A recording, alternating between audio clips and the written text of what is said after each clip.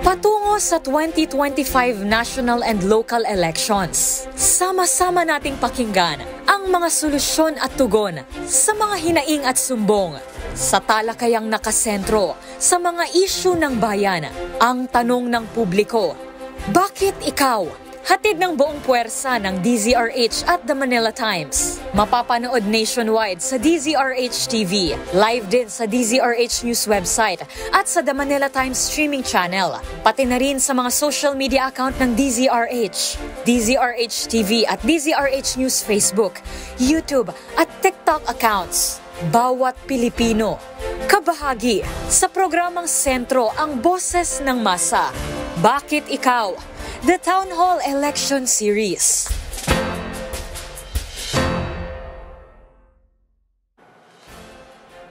Eleksyon na naman at nagsisimula na nga dumulog ang mga kandidato sa publiko para patunayan kung bakit karapat-dapat sila sa mga posisyon na kanilang tinatakbuhan. Panahon din ito para usisain ng mga botante kung ano nga ba ang mga katangian na kailangan sa Senado, sa Kongreso at mga lokal na unit ng pamahalaan.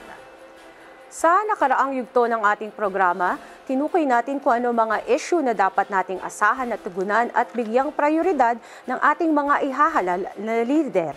At ngayon naman, tutukuyin natin kung sino ang pasok sa pamantayan ng mga deserving na maluklok sa pwesto batay sa mga katayuan ng mga kandidato sa mga isyung ito. Ako, si Tina Maralit.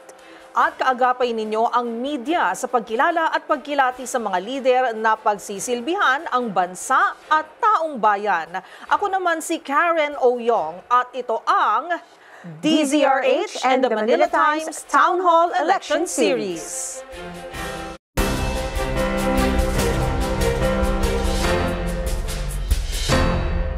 Ngayong tanghali, makikilala natin ang dalawang kumakandidato para senador upang sagutin kung ano ang kanilang mga katayuan sa mga issue at tugon sa mga problema na kinakaharap ng bansa. Makakasama po natin ngayon, nagsimula bilang student activist na itinuloy ang pagsusulong ng karapatang pantao sa Kamara bilang party list representative ng Bayan Muna Party List, chairperson ng EDSA People Power Commission. At ngayon, tumatayong kasalukuyang chairperson ng Bagong Alyansang Makabayan, dating kongresista, Congressman Teodoro Teddy Casino. At makakasama niyang humarap sa publiko, isang leader maralita, urban poor leader and activist. Ngayon ay kinikilalang Secretary General of the Kalipunan ng Damayang Mahihirap o Kadamay, tatakbong senador sa ilalim ng Makabayan Coalition, Eufemia Mimi Domingo. Magandang araw po sa inyo at magandang araw din sa ating mga manunood. Dito sa Town Hall Election Series, tatanungin natin ang mga kandidato sa mga binabalak nila kapag nahalal sila sa posisyon. At ang mga magtatanong, walang iba kundi ang taong bayan. At ang mga katanungan, iikot sa mga isyong pang-ekonomiya. Yan po ang ating tatalakayin ngayong araw. At sa puntong ito, bago natin pakinggan ang publiko bilang panimula, Karen, tatanungin muna natin ang ating mga panauhin kung ano ang pananaw nila sa kalagayan ng ating ekonomiya at ano ba ang pinaplano nilang pagbabago sa economic system para tayo ay umunlad. So meron po tayong 2 minuto para bigyan ang publiko ng kaunting pahapyaw ukol sa nalalaman ninyo sa issue. So Congressman Teddy and Ma'am Mimi, ang katanungan, ano ang nais ninyong imungkahi na dapat tutukan para mapasigla ang ekonomiya ng bansa na isusulong ninyo kapag kayo ay nahalal? So, ladies first po muna. Sige, Ma'am Mimi, go ahead. Sa amin po, ang gagawin namin, syempre pangunahin patasin ang sahod ng manggagawa. Kasi yung panawagan din po na magkaroon ng katiyakan sa paninirahan na isang malaking issue ng mga urban poor katulad ko ay magtatagal din kung may pambayad ho kami sa renta ng bahay o pang-avail kami para dun sa monthly amortization. At pangalawa, kailangan po siguraduhin natin na ang pagkain sa atin ay sasapat sa lahat ng mamamayang Pilipino at sa taong bayan.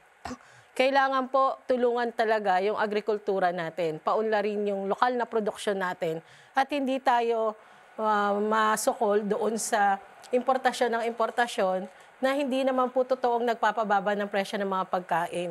Bagkos nagpapalala ito para yung mga sikmurang kumakalam ng marami sa amin ay mas lalo pang tumindi. Bagsak na po ang ekonomiya natin, hindi dahil wala na tayong resources, kung hindi matindi ang lumalaganap na korupsyon sa ating bansa at imbis na prioridad ang pangangailangan ng mga mamamayang Pilipino ng taong bayan, nakikita po namin na ang pinaprioridad ng ating pamahalaan ay yung pagkita ng mga negosyante na malamang ay mga kaalyado nila kaya hindi po na susukol yung mga korupsyon.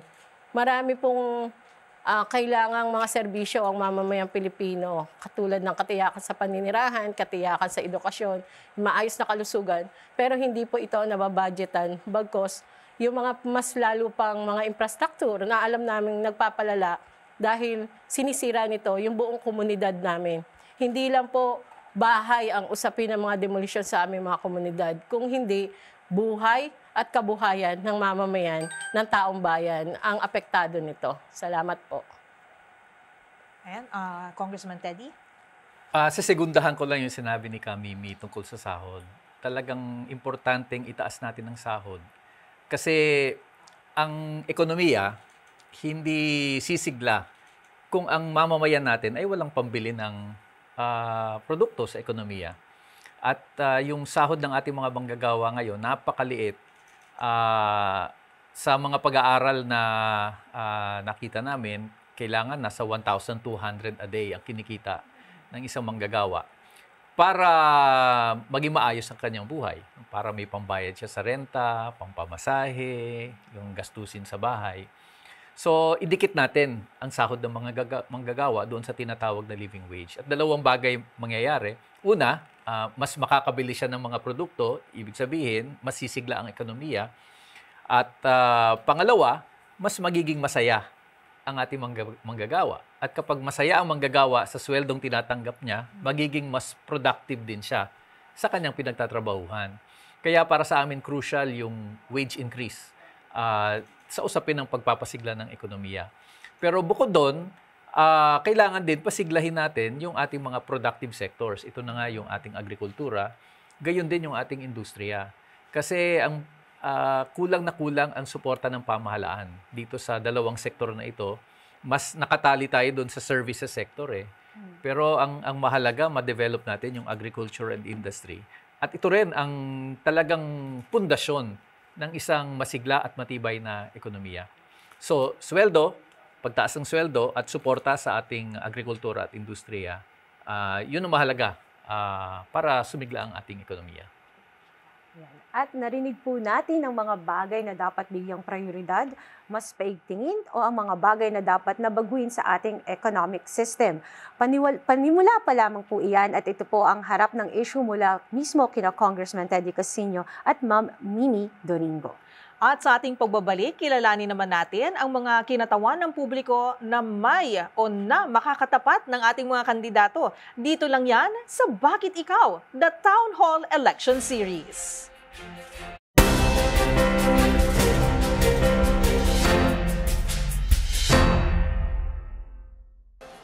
Nagbabalik po ang Town Hall Election Series.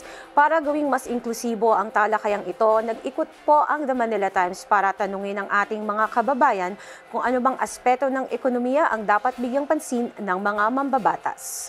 At sa bahaging ito, ibibigay na natin ang mikropono sa publiko upang magtanong sa ating mga panauhin. Maaaring para sa lahat at pwede rin naman sa espesipikong kandidato nakadirekta ang tanong. May 2 minuto ang bawat kandidato para sagutin ito. Maximum yan. Pero wala namang parusa kapag sobra. Pero syempre, walang lamangan. Okay yan na. Para sa mga follow-up question o pahabol na katanungan, 1 minuto naman ang nakalaan para sa bawat isa. Simulan na natin ang tapatan. Ang unang tanong ay mula kay Pio Mejia, isang barangay secretary. Ano-ano ang mga hadlang kung bakit hindi natin mapalago ang ating ekonomiya? Ano-anong polisiya ang dapat baguhin? Ano-anong batas ang kailangan para makontra ang mga ito? Bigat agad ang unang tanong, sir. Well, Ang mga hadlang, yung patakaran mismo na pinapatupad ng nasa pamahalaan. Halimbawa, itong importation ng bigas. No? Sinasabi na ang solusyon daw para pababain ang presyo ng bigas ay mag-import. Hindi naman bumaba ang presyo ng bigas at ang masama pa, tinamaan yung ating mga magsasaka ng bigas. Kasi nga, dumagsa ang napakamurang imported na bigas galing sa labas, meron pang smuggled, tapos kulang na kulang ang suporta ng gobyerno. So, ang nangyari, tinamaan mo yung industriya, yung ating mga magsasaka, at the same time, hindi rin naman nabago ang presyo dahil yung control ng mga kartel, nandun pa rin. Ganon din sa presyo ng petrolyo. Ang policy kasi natin is deregulation. So talagang ang mga oil companies natin, libreng-libreng magpresyo, hindi natin alam kung magkano ba ang kinikita ng mga oil companies kasi nga deregulated na yung industriya. And then yung kaisa-isa nating oil company, dati yung Petron, pagmamay-ari ng gobyerno yan, binigay natin sa pribado. Ganon din sa kuryente. Lahat ng ating mga generation plants ay nasa kamay na ng mga pribadong kumpanya.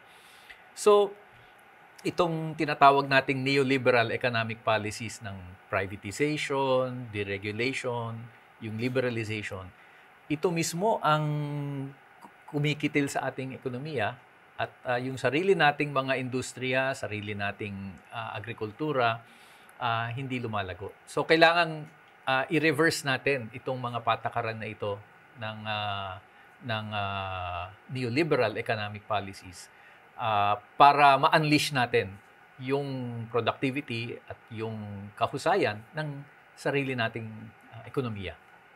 Para naman kay Ma'am Mimi, ano po sa tingin nyo ang nagiging balakid para sa pag-unlad ng ating ekonomiya? Yung corruption na isa sa pinakamatinding nagiging dahilan kung bakit nagpapatuloy yung pagpapahirap ng mga batas sa mamamayang Pilipino. Pero supportive po ako doon sa binanggit ni Ka Teddy na yung mga polisiya. Kasi mula nga po doon sa rice liberalization law na nangakong magkakaroon daw po ng murang bigas.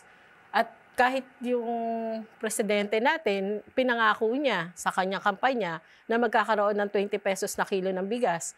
Pero kahit po saan kaming nakapagtanong ng mga public market, wala ho talagang nakita kahit isang tindahan na may 20 pesos na kilo ng bigas.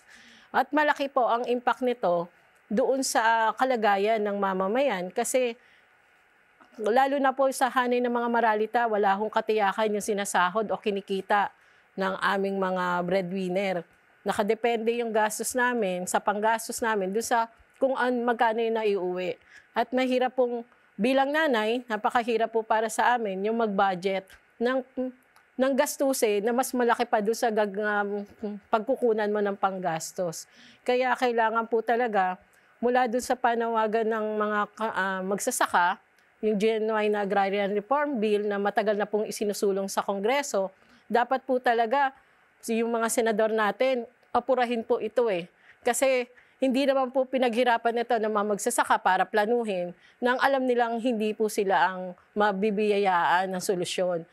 Kailangan po talaga yung mga mambabatas natin, alam nila kung ano po talaga yung problema ng mga tao. At tunay naman po yung sinabi ni Kapitan, ay ni barangay officer na malaki pong problema yung sobrang taas ng presyo ng mga bilihin ngayon. Kaya po kailangan solusyonan siya batay doon sa kung ano po talaga yung karanasan ng taong bayan. Ayan, thank you, Congressman Teddy and Ma'am Mimi. Maganda yung mga punto na kanilang ibinigay sa atin. Ang pagbabaliktad nga, nung tinatawag ni Sir Teddy na neoliberalization, yung privatization, nagiging issue siya sa ating ekonomiya, and yung corruption na matagal na rin nagiging issue at hindi tila masawata po ng kung ilang administrasyon na ang dumaan. So sana ay dagdag dun sa 1 minute. Sige. Go ahead. Hindi, ang tanong kasi, bakit nga ganun ang mga patakaran na pinapatupad ng gobyerno? Kasi yung mga nasa gobyerno, sila ang nakikinabang sa ganitong policy. Yung mga nasa gobyerno kasi mga milyonaryo, mga nakadikit sa mga malalaking negosyo, sa mga kartel. Sila mismo ang nagnenegosyo. So hanggat ang mga nasa posisyon ay yung mga kinatawan ng mga malalaking negosyo, ng mga asendero, mga political dynasties, yung ipapatupad nilang patakaran, yung nakikinabang sila, ang kawawa ang taong bayan. Kaya nga tingin namin, panahon na ang ilagay naman natin sa pwesto yung taong bayan. No? At magkaroon ng tunay na kinatawan ang ating mga taong bayan sa Senado. Katulad ni Kamimi, isang maralitang tagalunsod, kailangan yung boses nila ang marinig doon. Kailangan may magsasaka, mga manggagawa, mga mangingisda. So ang taong bayan at nasa pwesto, sila ang magtitiyak na para sa taong bayan din ang patakaran ng pamahalaan. So yung pagbalik sa pamahalaan ng kontrol, ika nga. Yes. But at the same time, pagpili ng tamang tao na ilalagay sa posisyon para ang makinabang ay yung taong bayan at hindi yung nasa posisyon na sinasabi nyo nga po ay may kanya-kanya rin pong mga sariling interes. Yes. Kumbaga yung mga tao na mas in touch sa realidad Correct. na nangyayari sa lipunan. Oo. Yung mga nasa Senado ngayon, hindi sumasakay ng jeep yung mga yun. Hindi natatraffic yung mga yun.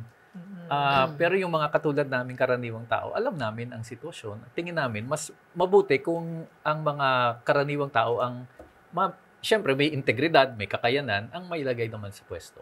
At isa pa pong katanungan na ating natanggap, kailangan ba natin ang mga foreign investor para umunlad ang ekonomiya ng ating bansa? Paano natin sila maeengganyo na mamumuhunan sa Pilipinas? So, Congressman Teddy, mauna muna po kayo. May lugar po ang foreign investment sa Pilipinas. Hindi natin sinasabing hindi natin kailangan. Pero, again, priority. Sino ba ang tutulungan natin? Yung bang mga foreign investors o yung sarili nating investors? Ang napapansin po natin, ang dami nating pinamimigay sa foreign investors. Libre yung buwis, merong mga tax holidays. Pag sila maglalagay ng kumpanya nila sa mga processing zones, mas mura ang kuryente, sinasubsidize pa nga ang kuryente, ang serbisyo sa kanila. Pero pag ordinaryong Pilipinong negosyante ka, sa barangay pa lang, kawawa ka na eh. Kung ano-ano na yung hihingin sa'yo, merong ibibigay ka sa munisipyo, city, pati si governor, si congressman makikialam. At para bang ang trato ng gobyerno sa'yo, gatasan ka. Kailangan talaga i-prioritize natin yung local industry natin. No, kaya kung titingnan natin, halos lahat na lang sa ating bansa, ini-import natin. Kasi nga, hindi natin nabibigyan ng sapat na suporta yung ating sariling industriya. Napakayaman natin sa bakal, napakayaman natin sa mga mineral, napakaraming minahan sa ating bansa, pero wala tayong metals industry. Ini-import pa natin, ultimo, pako at yung pangtahi. At ang problema talaga, wala tayong malinaw na patakaran sa pagpapaunlad ng sarili nating industriya. Mayaman tayo sa agricultural products, pero yung hindi katulad, halimbawa, pupunta ka sa Thailand. Kung paano nila pinoproseso yung sarili nilang agricultural products para maging iba't ibang produkto. Dito, talagang palengke lang. Ano? At kung pupunta ka sa grocery, makikita mo, puro imported na mga processed foods na nakikita natin. So yung gano'n ang susi sa pag-unlad natin, hindi yung foreign investments, it's really the local investments. At lahat ng bansang umunlad, gano'n ang naging patakaran. So, kulang sa value adding po kasi siguro, for our local products, sir. Mami, Yun. Ako po sisegundahan ko lang din yung sinasabi ni Ka Teddy kasi kaya naman po kami parehas nasa Makabayan dahil nagkakaisa yung aming mga gusto at hangarin para sa ating taong bayan. Pero syempre po, yung usapin kasi nung prioritization nga din ng ating pamahalaan, papaunlarin ba natin yung mga dayuhan habang yung mga kapwa natin Pilipino kanda hirap-hirap na po sa araw-araw na lang na ginawa ng Diyos. Kailangan po talaga ang paunlarin natin yung mamamayang Pilipino Nabanggit ni Sir Teddy kanina na yung mga negosyante talagang pahirapan kasi pipila ka pa sa barangay, kukuha ka ng permit. Ngayon kahit yung mga nababalitaan po namin sa mga relokasyon na may sarili silang mga tindahan kasi yung bahay nila, tapat po niyan ay ginagawa nilang tindahan para makapag-provide ng pang-araw-araw. Pero dahil nakikita ng pamahalaan natin o ng mga LGU na kumikita sila, samantalang po pwede silang magkaroon ng mas malaki pang tax kung pinagtatakse itong mga taong to. Kaya binibigyan sila ng pwesto pero babayaran. Tapos aalisin sila mismo doon sa tapat ng bahay nila. Ang mahirap pa ho, yung mga relokasyon na nalalaman natin, saan ginagawa, mga pinahiram na lupa. At ngayon, dahil may batas na naman po, di ba, Teddy, na yung sinasabing 99 years na pwedeng ang ariin o rentahan ng mga dayuhan ng lupa, parang kulang na lang ho, ibinigay na yung Pilipinas sa dayuhan. Samantalang, paano po kami mga mahirap paalisin sa relokasyon dahil walang pambayad? Hindi po namin gusto ng lahat ng libre. Kung kaya naman po namin magbayad. Pero yun lagi po namin sinasabi, unahin yung kapakanan ng mga maralita na mahihirap ng Pilipino bago po tayo humakbang doon sa pagpapayaman lalo ng mga dayuhan na alam naman natin sinisira lang din yung ating kalikasan at mas matindi po yung balik nun sa ating mga mamamayan. Yan. Susugan ko lang yung tanong natin, okay? Sa mga naging biyahe ni Pangulong Ferdinand Marcos Jr., lagi niyang sinasabi, the Philippines is open for investment. Kaya nga nagbabiyahe sa iba't ibang bansa to entice investors to pour in their capitals in the Philippines. Pero mismo mga cabinet secretary na rin niya nagsasabi na hindi pa naman nararamdaman agad itong mga pledge ng mga Puro investors. pledge pa lang, Puro pledge pa lang. So sir, ano ang masasabi niyo tungkol dito? Kasi nga, yung ekonomiya mismo natin, maliit eh. At kung foreign investor ka, at hindi ka namang kikita ng limpak-limpak sa bansa na yan, bakit ka mag-i-invest? Kaya nga sinasabi natin, kailangan palaguin muna natin yung sarili nating ekonomiya, itaas yung kakayanang bumili o yung purchasing power ng ating mga manggagawa, i-develop yung ating sariling mga facilities, infrastructure. That's the time na papasok ang negosyo sa iyong bansa. No, bakit ba nagpupuntahan sa China ang mga investors? Hindi lang sa usapin na mababa ang sweldo doon, pero napakalaking market doon na kikita sila. So, palaguin natin yung domestic economy natin, it will follow na magiging attractive ka sa foreign investments. At syempre, pangalawa dyan, yung corruption. Bakit ka papasok dyan? Corrupt yung sistema. Ang hirap magnegosyo. So yun hindi simpleng madadaan sa invitation yan o pag mga roadshow. Okay. Ma'am Mimi? Ayun po, mahirap po kasi yung sitwasyon sa atin dahil nga matindi yung mispriority ng ating pamahalaan. Tapos yung laganap na korupsyon na alam naman nating hindi talaga nakakatulong, no? Yung gusto po namin, talagang yung bawat buwis ng mamamayan, yung bawat piso po na mula doon sa pagod at pawis natin, magamit talaga siya sa mga serbisyong panlipunan na kailangan ng mga maralita at ng mamamayang Pilipino.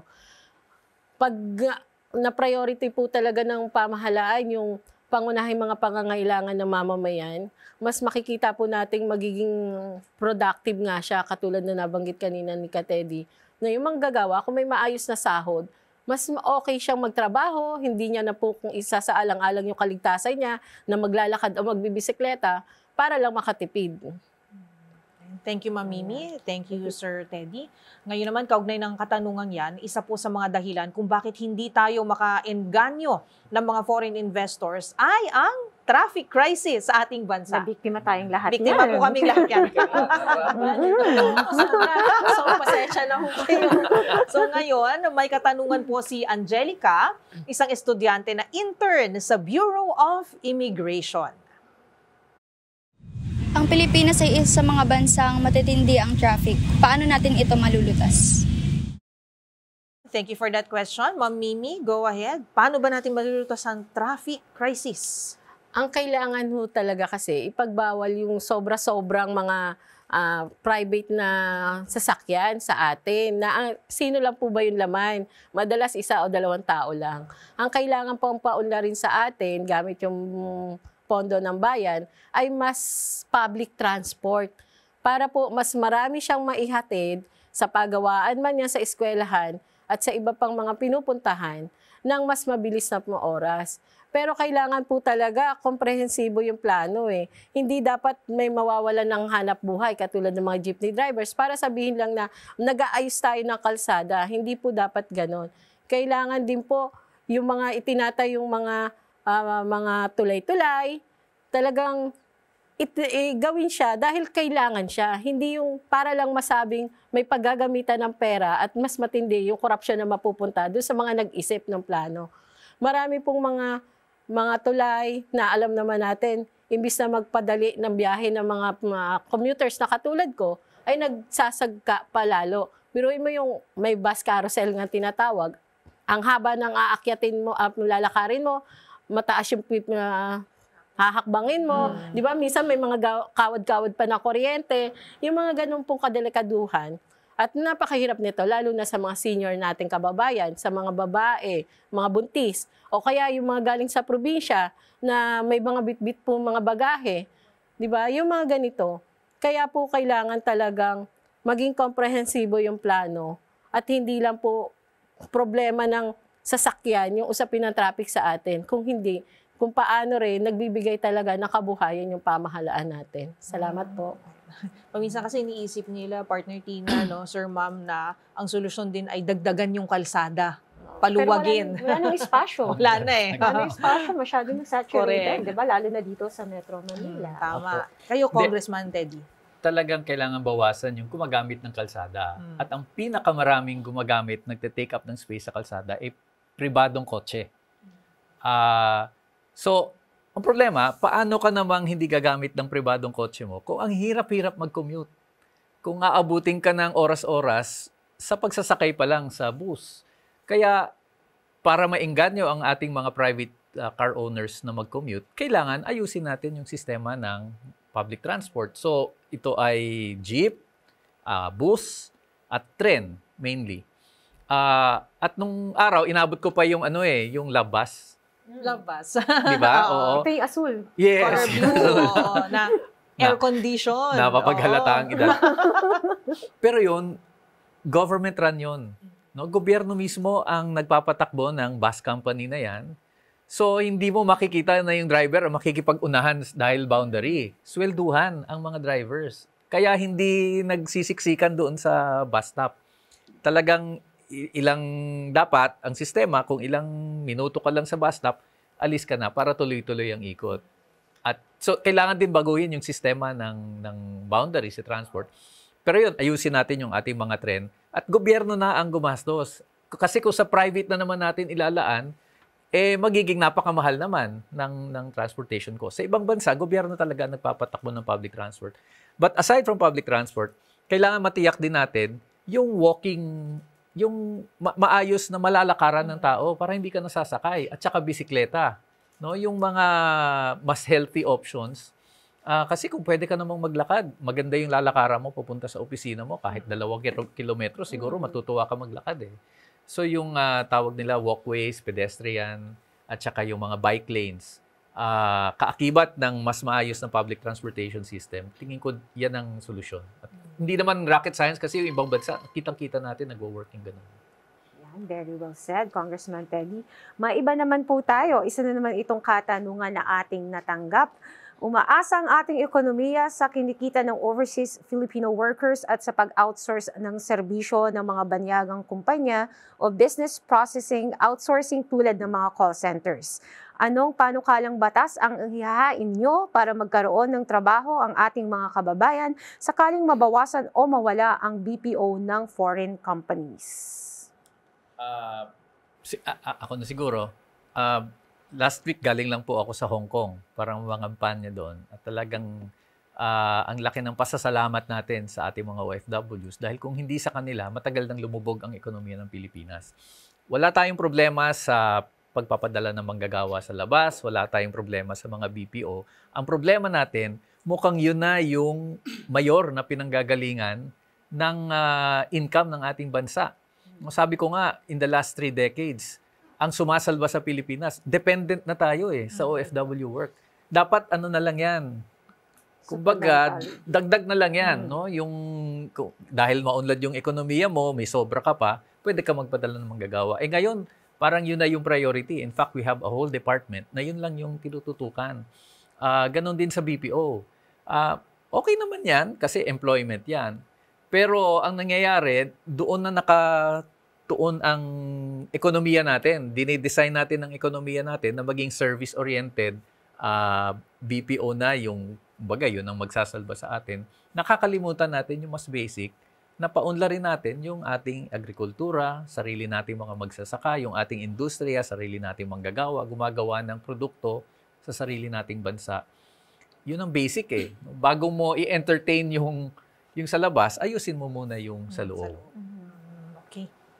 Kay Ma'am Mimi, siguro ma'am, i-ano ko lang din po yung question, dagdagan ko lang din po. Kasi ang epekto po ng paglabas po ng mga kababayan natin sa ibang bansa para magtrabaho, may mga social effects po ito sa pamilyang Pilipino, lalo na po sa mga maralita, which of course you also represent. So ano po sa inyong palagay ang challenges naman na dala ng mga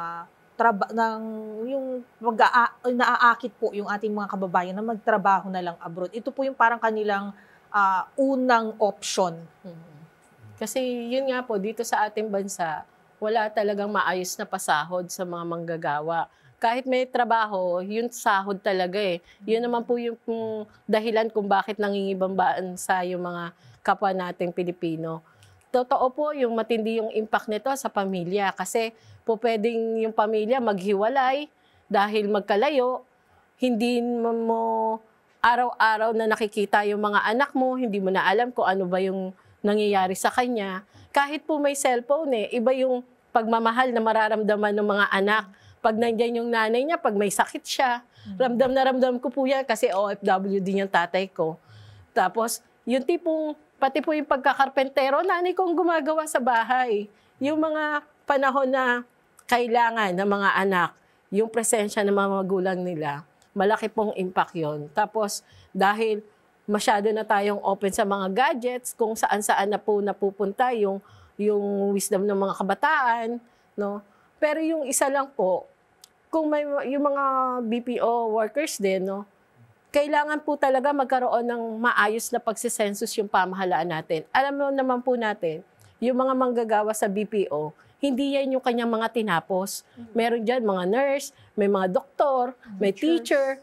Pero bakit dito lang sila napupunta sa telepono, sa kagagamit lang ng gadgets? Samantalang pwede sila mapakinabangan doon sa linya talaga ng mga tinapos nila. At alam naman natin, sa ngayon, kulang tayo ng mga health personnel, ng mga teachers, ng mga doktor, di po ba?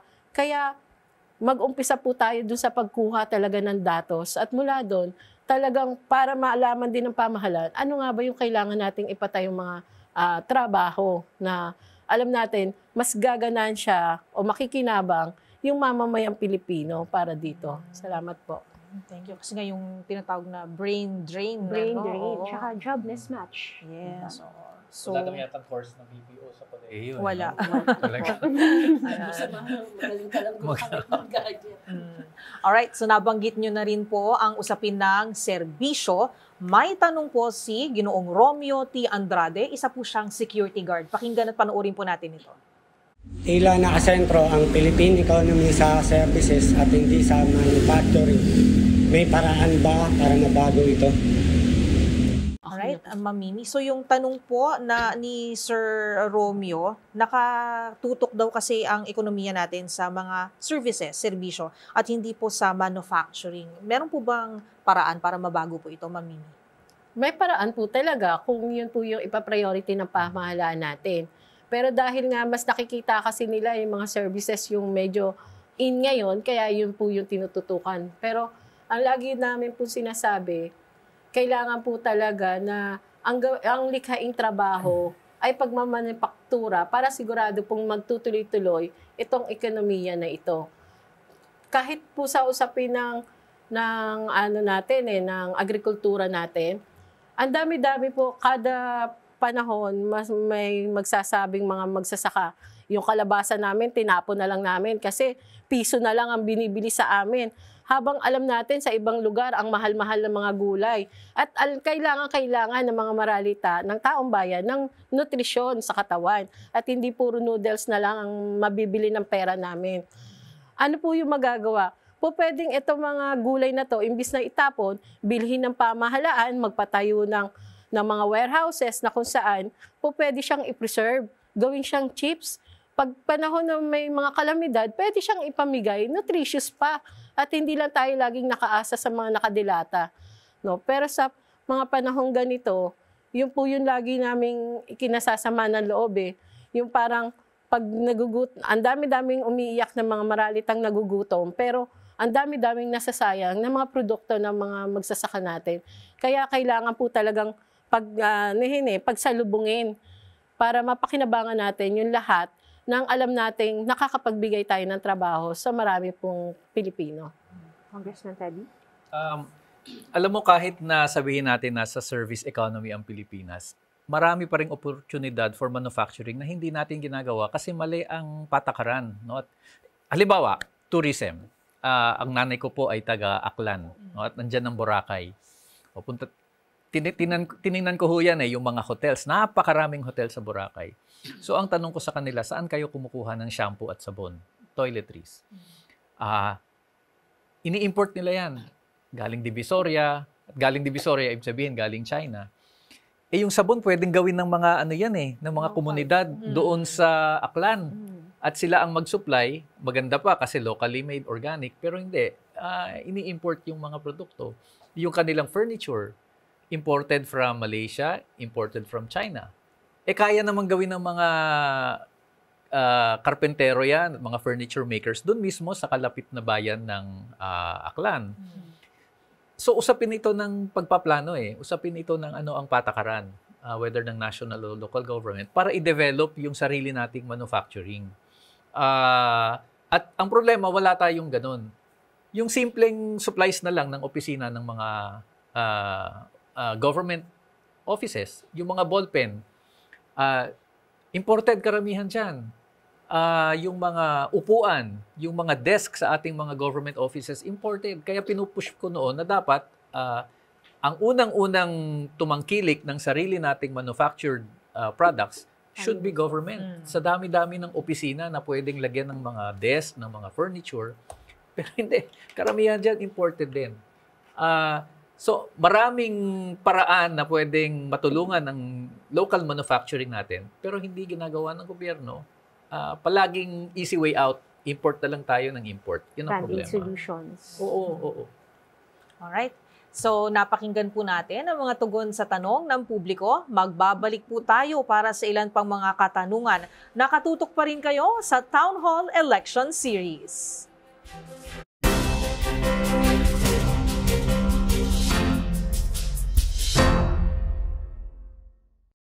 Kasama pa rin po natin dalawa sa higit 6 na po na kumakandidato sa pagkasenador, Congressman Teddy Casino and Mimi Doringo. Umiikot pa rin sa usaping pang-ekonomiya ang ating talakayan. Balikan po natin to, yung usapin ng pagnenegosyo. Ayan, Partner Tina. Ang katanungan namang ito ay mula kay Lady Ann Manutak, isang working student na nagtatrabaho sa isang computer shop. Ano ang dahilan sa kakulangan sa trabaho para sa ating mga kababayan? At anong batas ang dapat ihain para magkaroon ng job opportunities para sa mga Pilipino? Kay Ma'am Mimi. Marami po talaga kasing kakulangan ng trabaho dahil nga po doon sa hindi na ima-match, mismatching. Job mismatch. Job mismatch doon sa mga tinapos at doon sa pangangailangan. Kaya kailangan po talaga na suportahan. Ang mahirap po sa nangyayari ngayon, tayo na mismo mga mamamayan, katulad nga ni ate, na dahil gusto niya makatulong sa pamilya para kayanin niya rin makapag-aral ng maayos, gumagawa siya ng sarili niyang negosyo. At imbis na dapat suportahan ito ng pamahalaan, katulad ng mga nakaraan, yung online selling na ginagawa ng mga kabataan, kasi marami silang, nagkakaroon sila ng panggastos nga sa pang-araw-araw at pang-eskwela. Pero kahit sila gusto pang bigyan ng tax o lagyan ng tax kasi sinasabi ng pamahalaan, kumikita na sila. Ganito po kahirap yung sitwasyon sa atin dahil yung mga maliliit na siyang nagkukusa para hindi na umasa sa pamahalaan, na alam naman natin responsibilidad talaga ng gobyerno na tiyaking may kabuhayan at may paninirahan ng mga tao. Pero sila rin yung umaagaw nito. Tapos ang mangyayari, pagdating po sa mga malalaking dayuhan, nalilibre. Kailangan po talaga magkaroon ng mga batas na mula doon sa nabanggit ko kanina, sa tingin ko, kailangan talagang mag-ayos tayo doon sa pagkukuha pa lang ng datos.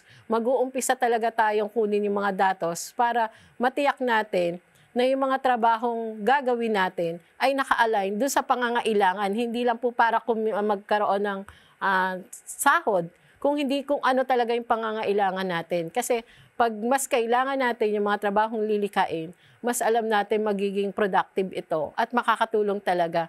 Kung paano namin tinitingnan na hindi dapat band-aid solution lagi ang ginagawa. Kailangan konkreto at komprehensibong solusyon sa mga problema natin. Thank you, Ma'am Mimi.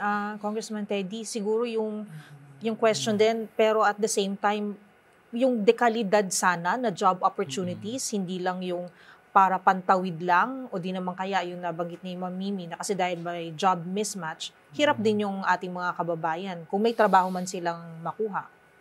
Para ho sa akin kasi ang problema nabitiwan natin o nabitiwan ng mga economic managers natin yung vision ng self-reliant, independent economy effectively controlled by Filipinos.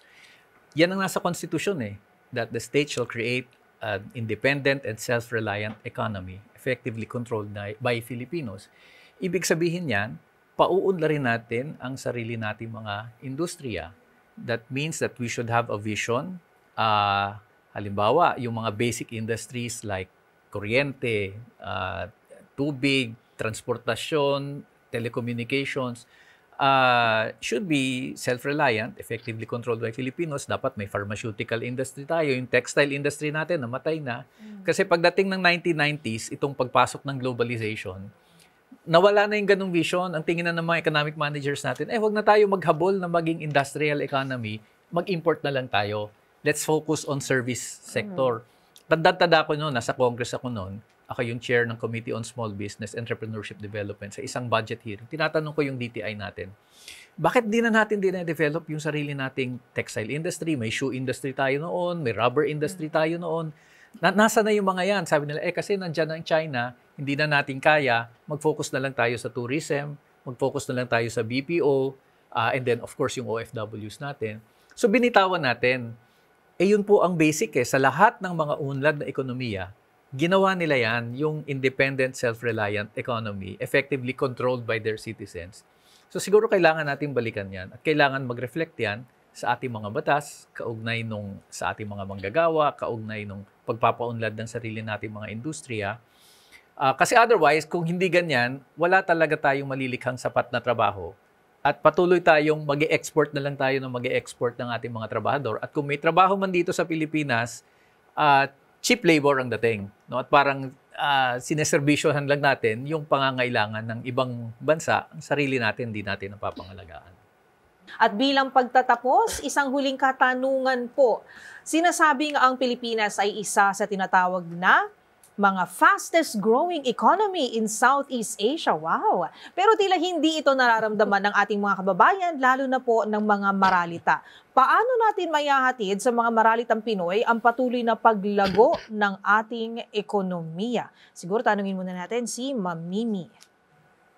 Ako po talagang ang gusto kong pagbatayan ng sinasabing fastest growing economy ang bansa natin ay hindi na mawawala ng katiyakan sa paninirahan ng mga kapamaralita. Hindi na sasabihin na magpapagaling na lang ako ng sakit ko sa loob ng bahay kasi napakamahal ang magpagamot. Hindi po usapin ito ng gaano karami yung mga nagtatayugang building sa aming mga komunidad. Hindi ito usapin ng maraming mga tulay na nakatayo pero hindi naman napapakinabangan ng mga maralita. Ang kailangan namin ay yung infrastruktura na batay doon sa pangangailangan natin. Ito yung mga pampublikong ospital, pampublikong paaralan at murang pabahay na nasa desente at hindi lang basta nagpatayo na relokasyon pero wala namang kabuhayan. Kaya po lagi namin sinasabi, yung isang usapin sa atin ay komprehensibo dapat siyang tinitingnan dahil hindi po magkakahiwalay ang ang usapin ng agrikultura at ang usapin ng mga manggagawa natin. Kailangan po laging ganun natin tinitingnan para masabi natin na talagang uunlad tayo. Hindi mo masasabing pag-unlad kung puro dayuhan na lang ang nakikinabang ng ating natural resources. Masasabi natin yung pag-unlad pag wala tayong kalikasang sinisira para lang ipatayo yung mga dambuhalang proyekto ng mga dams, ng mga pagmimina na yan. Kailangan talagang makita natin na lahat ng mga batayang serbisyo ay matanggap ng bawat isa sa atin. Kahit po sabihin natin na hindi nagkakalayo yung sahod para doon sa panggastos natin, yun ang magiging realidad na talagang umuunlad tayo. Yung lahat ng mga serbisyo ay napapakinabangan ng mamamayang Pilipino at hindi ng iilan lamang o ng mga dayuhang negosyante. Salamat po. Congressman Teddy, ramdam ba ang fastest growing economy? Alam nyo, sa numero lang yun eh. At tingin ko, kung talagang gusto natin maramdaman ng karaniwang mamamayan yung sinasabing fastest growing economy, unang-una, kailangan murang pagkain.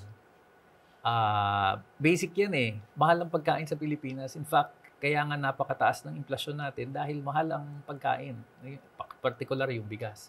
So, pababain natin ang presyo ng pagkain sa pamamagitan ng pagpapaunlad ng sarili nating industriya, hindi yung import ka ng import. No, that's one, murang pagkain. Pangalawa, dagdag na sweldo. Kasi kahit sabihin natin, bumaba ang presyo ng pagkain, masyado talagang maliit yung sahod ng ating mga manggagawa, lalo na sa mga probinsya. So there should be a national minimum wage na medyo malapit-lapit naman doon sa living wage na 1,200.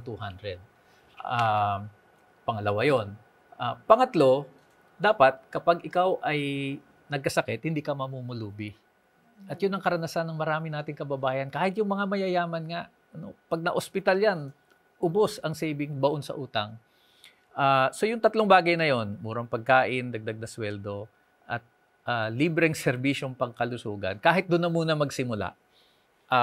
Pag nagawa natin yan, masasabi ng karaniwang mamamayan na ramdam ko yung pag-unlad.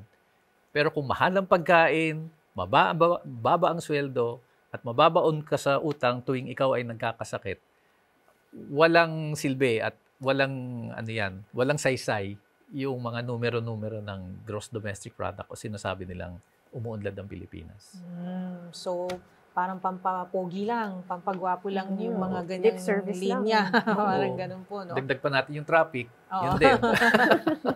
Traffic talaga eh. Pero sa tingin niyo pong dalawa, posible naman natin makamit ito. Can we achieve all these goals? Or ito po ay mananatiling pangarap na lang ng isang ordinaryong mamamayan na katulad ng mga nanunood at nakikinig sa atin ngayon? Ma'am Mimi. Hindi po ito pangarap. Magagawa po ito pag tamang mga tao, yung naupo sa pwesto, yung alam nating magbibigay ng serbisyo niya, imbis na kumita at pagkakitaan, yung pagiging pinuno niya. No? Naniniwala po kami na ang mga bagay na ito ay talagang kailangan gawin natin ngayon na at hindi na natin kailangan patagalin. Sa napakahabang karanasan natin, hindi naman tumutulong sinama sa pag-unlad kaming mga maralita eh. Ginagawa kaming dahilan para mapasok yung lahat ng mga programa at proyekto na alam naman namin mas lalo pang magpapahirap sa amin. Kaya nga po, 'di ba? Tumatakbo na ho ako eh. Lumalaban na ako, hindi lang para sa sarili ko, kung hindi para sa milyong-milyong mga maralitang katulad ko. Thank you, Ma'am Mimi. Sir Teddy? Magagawa natin yan. Tama si Kamimi eh. Kapag tigil natin yung paghahari ng mga political dynasty, ng mga kinatawan ng mga malalaking negosyo, asendero, ng mga dayuhang interes sa ating gobyerno mismo. In other words, kapag ang taong bayan na mismo, ang kanyang mga tunay na kinatawan at ang kanyang agenda para sa pagpapaunlad ng bansa, ang maipapasok natin sa ating pamamahala. At yun po ang project namin ni Kamimi at yung 11 pang tumatakbong senador sa ilalim ng Makabayan Coalition.